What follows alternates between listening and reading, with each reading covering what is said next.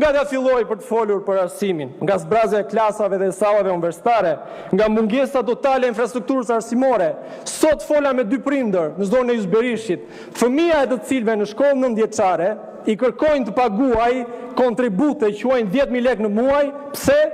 Që të mbulohet rroga e rojes së shkollës dhe që të ndrohet në një llampë nëpër klasa. Kjo është situata e arsimit parauniversitar. Për të folur pastaj për arsimin e lartë në vend nuk do më mjaftoni jo 10 minuta, po as 10 orë e as 10 ditë. Mjafton të them një gjë.